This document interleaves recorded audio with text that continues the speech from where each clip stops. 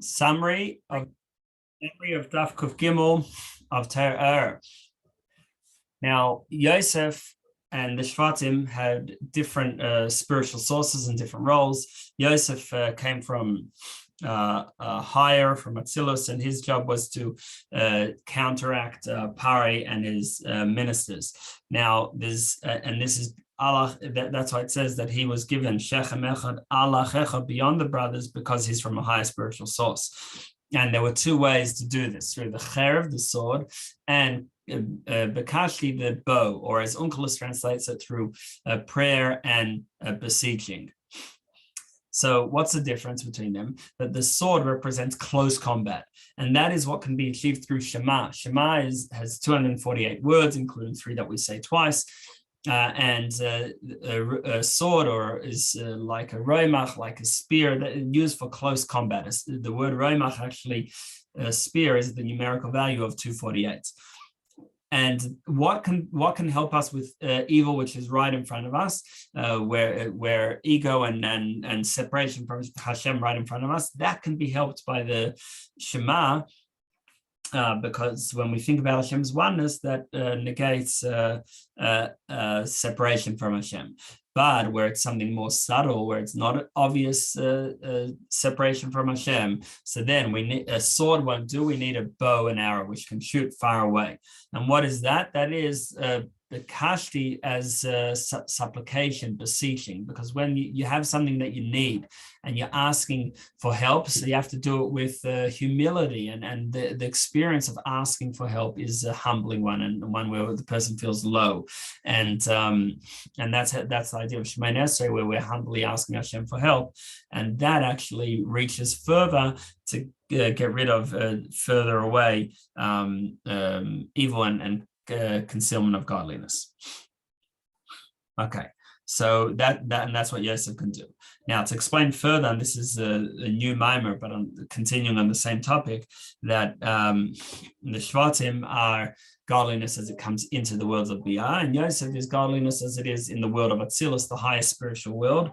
And therefore, Yosef is clearly higher, but still the Shvatim, the other tribes, didn't realize this, because since they are from within the limited worlds, their direction is looking up towards Hashem. Whereas Yosef, who is from the world of pure godliness, Atzilus, his direction is looking down to gift and to help the worlds below. And therefore, they seem to be higher than Yosef, because Yosef is going down into the lower worlds, whereas they are going up into the highest world of Atzilus.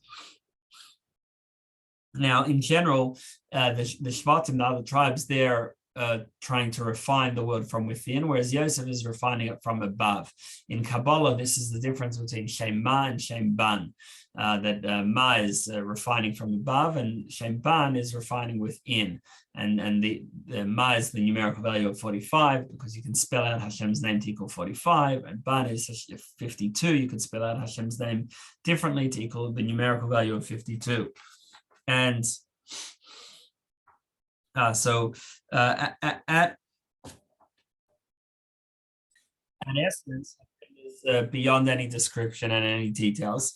And the fact that we can call Hashem wise or kind, merciful, that's only once we call Hashem that name, then that creates that quality. But Hashem himself is just pure and simple oneness. And the only at the level of Malchus, that's the level of calling Hashem a name. And because of that, it's the beginning of allowing for independence, something outside of Hashem. And Malchus, therefore, is where Olam HaToil comes from, the world of chaos, which is a high spiritual light, but misguided, and it shatters, as we explained elsewhere, and therefore you have these sparks of godliness within our physical world, which are from shattered sparks of shattered lights of the world of Tohu, of chaos, and that all comes from Malchus, whereas beyond Malchus, there's only pure godliness, and therefore Yosef, who's beyond Malchus, is pure godliness, whereas the Shvatim, they are the extension of Malchus into the lower worlds, which are called Biyah, Bria, Tzir, and Asiyah. So Yosef he has to refine from above, whereas the other tribes refine from within, like we said.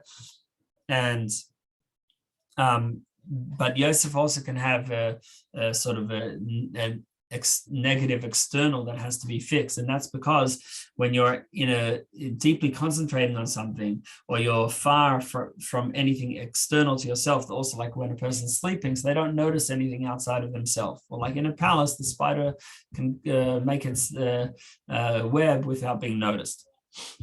Whereas when the light is directed downward, so then it has to go only to be received by a specific keli and a receptacle in a specific way. So then it doesn't veer off to external places where it doesn't belong. And that's the way to treat and block pari from diverting energy, through ensuring that Hashem's light only comes down to Torah mitzvahs. And that's the idea of the Exodus, and blocking off pari.